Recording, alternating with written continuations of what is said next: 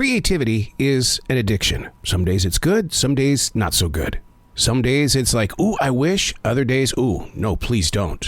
It's an addiction. We keep going back to it, and it keeps knocking on our heart. Unplugged because we will always say yes to creativity. Totally uncut because we all make mistakes. So turn it into a tool. This is Arroe Unplugged. I'm a poet, one that just happens to write in a forest. In 2015, I stepped into a very special collection of trees at the Billy Graham Library right here in Charlotte, North Carolina. While there, I did nothing but write. But they were never my words. They were the lyrics from Billy's Forest.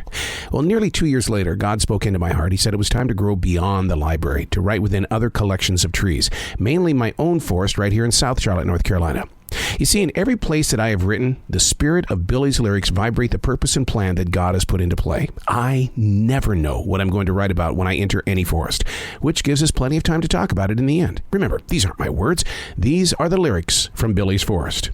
Chapter number 312, May 7th, 2022. My first Mother's Day without physically having my mother here. But she's very visible in my soul. She got to visit this forest in South Charlotte only one time. Each morning, she'd step outside and just listen, never speaking of what maybe she picked up. These trees have always had a voice. Today, the day before Mother's Day, they're saying, hey, remember when your mom? She grew up with nature all around her, a farm in Sheridan, Wyoming. We never spoke spiritually about the importance of trees and the lay of the land. But I did fall witness to her keeping a very large garden in Montana, weed-free and ready to feed. She worked side by side with my father, creating one of the most amazing flower gardens. I've always believed that they planted love in the soil, while the rest of us enjoyed the fruit. My first Mother's Day without making that phone call home back to Montana. Not sad, only aware. For my mother planted so much inside of me that we find no reason to ever feel lonely.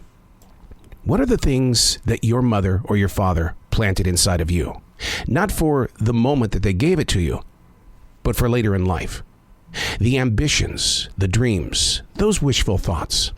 What is it that they actually said or might have done that today it's every reason why you don't feel lonely? It's to be open with what has been planted. In all the conversations that I had with my mother my entire life up until this point, everything that we talked about was a journey. It was about her life. It was about my life. It was about bringing lives together. But I didn't realize at the time what it would feel like when I did lose my mother. And this being my first Mother's Day without her. She planted things because she knew that the soils that we all walk upon are always going to be enriched with something that will change another person's life. It provides the fruit for someone else.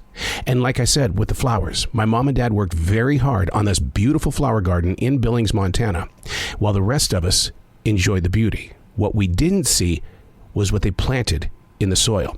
So when I run into other writers and authors, and I always hear the stories of, well, I'm just not in the mood to write. I don't have anything to write about. And podcasters are no different. I don't know what I'm going to talk about. Why not talk about what's been planted?